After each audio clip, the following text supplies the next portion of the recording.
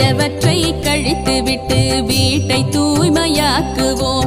நல்லெண்ணம் பொங்க அகமும் புறமும் தூய்மையாக்குவோம். வாழ்விற்கும் வெள்ளையடித்து போகி நெருப்பில் கொளுத்துவோம்.